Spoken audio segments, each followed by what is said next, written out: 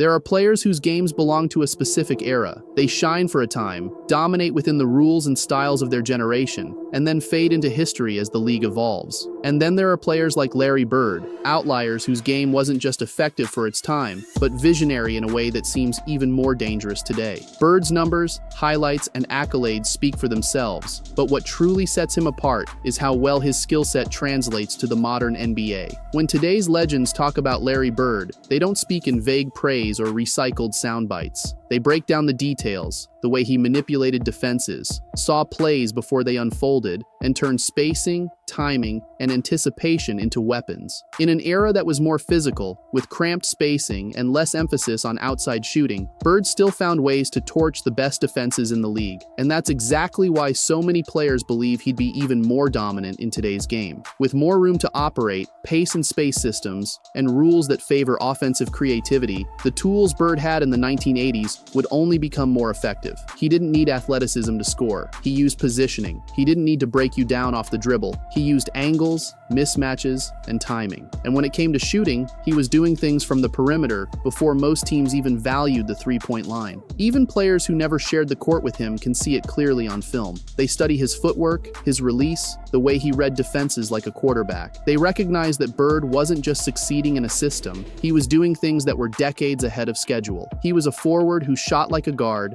passed like a point, and rebounded like a center. And in today's league, where versatility is currency, Bird would be one of the richest players on the floor. The conversations aren't built on myth, they're built on game tape, first-hand accounts, and the growing realization that Bird didn't play like a product of his time. He played like someone sent from the future. Because while the game has changed, Larry Bird's game hasn't aged a day. When Larry Bird talks about today's NBA, there's no bitterness, just a clear understanding of where the game is and how it's played. And when he brings up certain players, it becomes obvious what kind of basketball he values. It's not about flash or highlights. It's about control, timing, purpose. There's one name he mentions that makes the connection across eras feel almost natural. Not because they play the same position, but because they approach the game with the same kind of mind. And when you hear it, you realize Bird's game was never stuck in the past. I would love to play against him. He's good, right? He's good. There's so many great centers over the history of our game. Man, is he good. I just hope he stays healthy and able to continue to do what he does because he is fun to watch. It used to be that when Golden State was healthy, they were really fun to watch. Now I've switched over to Denver. He makes that whole thing go. And wouldn't he be fun to play with? Oh, man. In a 2024 episode of their show, Barron and Shump got real about what it would look like if Bird laced them up in the modern NBA. No hand checking, more spacing, rules tilted toward offense. They didn't play against Bird, but they've seen the film, they know the tempo, and they recognize how his skill set would only get deadlier in today's system. That frequency, period. Like, are you kidding me? Larry Bird in this era? Are you kidding me? That's what be boiling my blood. But it'd been more rough though. For who? For Larry. How? And it starts. What you mean? How? Just the physical capability. He's 6'10", dude. That's a lot of 6'10". Okay. That's a lot of that. That's all I'm saying. He birthed that. Don't get me wrong, he birthed it. I'm just saying. We hadn't seen it Who's then. going to be matched up against Larry Bird? Karl Anthony Towns. That's a nightmare, man. For Karl Anthony. Because that dude can play basketball. Really play basketball. No, 100%. Really play basketball. 100%. Hey, bro, really play basketball. That's not what the question was. Hey, really play basketball, and he mean, and he like. Oh, he talking wild too. And he mean, and but I'm saying, what is he gonna do? But what is he gonna do with KD? You feel what I'm saying? Yeah, KD is what is he gonna do? What is KD gonna do with Bird? Bird is unguardable. I was just about to ask. But if you really want to understand who Larry Bird was, you don't start with stats or accolades. You start with the ones who shared the floor with him, because the players who went up against him tell a different kind of story, one built on disbelief, frustration, and grudging respect. Karl Malone has one of the most unforgettable Bird stories ever told. It's not loud or dramatic. It's quiet, calculated, and cold. The kind of moment that shows just how in control Bird always was. And once you hear it, you start to understand he didn't just play the game, he dictated it. That's what separated him. He didn't beat you with athleticism, he beat you with certainty. And the moment you let your guard down, even for a second, he made sure you remembered it. I remember sitting on the bench, watching Kevin McHale and Larry Bird And Larry Bird did something. To me, I'm still marveled at this. And he got so many people. It was a timeout. And one of our teammates, Bart Kofold, had a camera. Right. He's taking pictures. So Larry Bird came over there and looked at our bench. And he said, 3-pointer. From right over here. So I'm sitting over there looking like that Babe Ruth. Calling your shot already, right? Yeah. So Isaiah, I'm sitting there looking. He looked down at the floor. Hell, everybody looked down at the floor. He like he threw something. And he hit a 3. Oh, can you believe that? And I remember Kevin kind of looking over at the bench like this is gonna be a long night. When Isaiah Thomas speaks on greatness, he's not guessing, he lived it. And during a recent conversation with Charlemagne, he brought up Larry Bird in a way that made the room pause, not as a memory, but as a player who would fit seamlessly into today's league. The comparison he draws isn't random, it's thoughtful, grounded, and connects Bird to a very familiar face in today's game. It's not about nostalgia, it's about understanding how certain players transcend eras. And when Isaiah lays it out, it becomes hard to ignore just how dominant Bird could still be right now. I think it was Dennis Rodman who recently said that if Larry Bird played today, he'll have to play over in the European League. If Larry Bird was playing today, he would still be the MVP of the league, and his team would still be winning championships. Now, why do I say that? Because we just watched the Joker, who is very similar to Larry Bird, take his Denver Nuggets team and win the championship. So if I look at these two players and if I'm saying they're similar, then Bird would probably win 2 or 3 championships in this era. In this era right now. Yeah. Red Auerbach wasn't just a coach, he was the architect of a dynasty, a man whose basketball mind helped shape some of the greatest teams the game has ever seen. By the time Larry Bird entered the league, Auerbach had already built legends from the ground up. He had seen every version of greatness, toughness, skill, leadership. But with Bird, something stood out. Not just talent, but mentality. It's the kind of mindset that still defines the best players today. The ones who don't wait for motivation, who show up prepared, focused, and locked in before the lights even come on. That was Bird. And when Red spoke about him, it wasn't just praise, it was recognition of a rare kind of commitment. One that would translate just as easily into today's league as it did back then. You can make a case for the greatest player of all time, for Russell, for Bird, for Jordan, for Magic, and for Kareem. Those 5, you can make a case as to who the greatest, most valuable player of all time is. That was Larry Bird. He didn't need theatrics or highlight moves to make a statement, just a moment and a reason. And once he had that, it didn't matter who you were. Whether you were a rookie trying to earn minutes or an all-star with a resume, Bird treated everyone the same. If you were on the court, you were a target. Dominique Wilkins found that out firsthand. In a playoff game, he approached Bird during warm-ups for a simple handshake. What followed wasn't loud or confrontational, but it said everything. Because when Bird locked in, words weren't necessary. The game spoke for him. And so I go shake his hand, and he put both hands behind his back. And I'm saying, okay, he getting his head ready to play. And first play of the game, he says, I don't know where they got you guarding me, Holmes. And he shoots a 3. I was pissed. I said, I wasn't mad he hit the 3, but this some bitch just called me Holmes.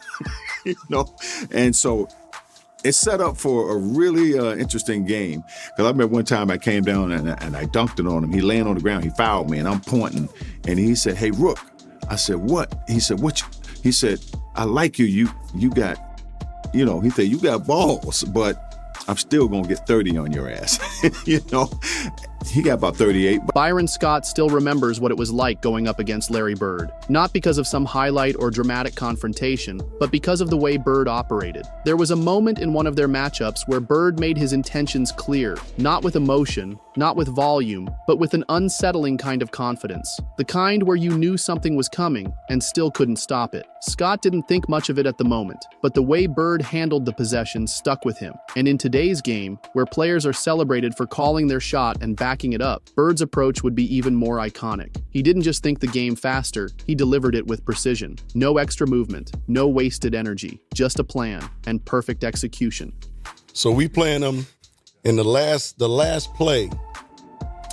He says to James Worthy, he says, you guys don't have to worry about it. I'm going to go right over there that corner. He said, they're going to set a screen for me. We're taking the ball out. He said, I'm going to curl right over. And he's telling us to play. He's telling us to play before they even take it out. He said, I'm going to go right over to that corner, and I'm going to catch it, and I'm going to shoot it, and I'm going to tie the game or win the game, whatever the case may be. They take the ball out, and I think it was either Danny or DJ, the late, great DJ. Yeah. Take the ball out, the man curl right to the corner, caught the shot, shot a three, game over. It's like, are you effing kidding me? Long before Larry Bird ever played a minute of NBA basketball, the doubts were already there. Just like there are doubts if he can play today. People questioned whether his game would translate to the pros. It wasn't about his college resume or the numbers he put up. It was about how a player who didn't look the part could possibly succeed at the highest level. Even inside the Celtics locker room, not everyone was convinced. Cedric Maxwell was the main guy in Boston at the time. He had earned that status through production and confidence. And when Bird walked into his first practice, Maxwell didn't see anything threatening. Bird didn't look explosive. He didn't carry himself like a star. There was no reason to expect anything out of the ordinary. But in basketball, what matters isn't how a player walks into the gym. It's what happens once the ball is in their hands. That first scrimmage left an impression, not just on Maxwell, but on the entire team. And for a league still stuck in certain stereotypes about who could play and how they were supposed to look, what Bird showed that day forced a shift in perspective. He didn't make his presence known with words. He let the skill do all the talking. And as the modern NBA continues to evolve around versatility, shooting, and elite decision-making, it only makes clearer how far ahead of the curve Bird truly was. His game didn't need to adapt to today's style. It was already there. I was the first guy really to guard Larry. And I remember I was like you, I was a king of the mountain, man. I was averaging about 20 and 10 when Bird got here. Yeah. So I'm thinking he's coming to this building. I'm looking at him, we have the first practice. I'm thinking like, this ought to be a piece of cake. Yeah. Guy don't look fast, don't look good. Yeah. I'm about to do something to him. Yeah. Indiana. Boy, I'm telling you what, hey, it changed my opinion about racism in this world. Because I remember he scored the first basket, Jet, on me. I scored on him, second basket. But as I proceeded, he started going further and further and further away. By the end of the practice, it finished. The first black person I went to, I said, you know what? That fucking white guy can play down there.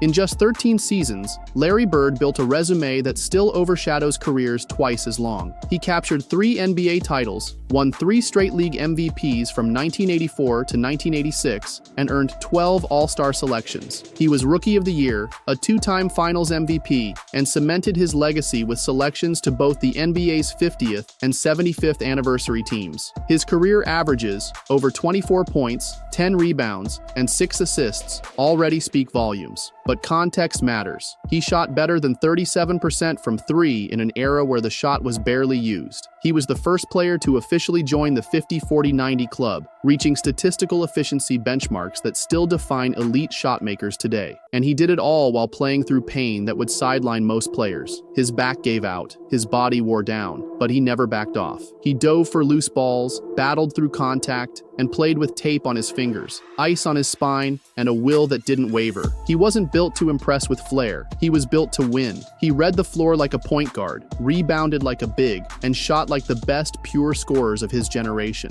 Now imagine those tools dropped into today's league, a game with more pace, more space, and more possessions. A system that celebrates the very things Bird mastered in the 1980s: shooting, playmaking, off-ball movement, and decision-making. He wouldn't just adapt to the modern NBA, he'd thrive in it, because the league has finally evolved into the style of play Bird had already perfected decades ago. He didn't wait for the game to catch up. He set the standard long before anyone realized where it was heading. That's why so many legends continue to bring up his name, not out of sentiment, but out of recognition. They didn't just face him, they were picked apart by him, outpaced pace not by athleticism, but by anticipation, outscored not through volume, but through precision. Bird didn't play for attention. He played for results. He wasn't focused on image or media appeal. He was focused on execution. Whether matched up with a Hall of Famer or a bench player fighting for minutes, Bird approached every game the same way, locked in, methodical, and ready to expose the smallest weakness. That's why every time you hear a story from a former player, whether it's Baron Davis marveling at how Bird's game would flourish today, or Byron Scott reflecting on how Bird could control the flow of a game with just a glance and a plan, there's something deeper beneath the words. These stories aren't just anecdotes, they're reminders. Because even among the greatest to ever lace up, Bird made an impact that stuck. The details may differ, the situations may change, but the conclusion is always the same. Larry Bird didn't play the game like everyone else. He played ahead of it. So when players from the past and present all agree that Bird would dominate in today's league, it's not just opinion, it's their experience talking. And when the ones who've lived it speak, you don't debate it, you absorb it. Because greatness like that doesn't fade with time, it only becomes clearer. Larry Bird wasn't built for a single moment in NBA history. He was built for all of them. And no matter how much the game continues to change, one truth still remains: he would be just as unstoppable today.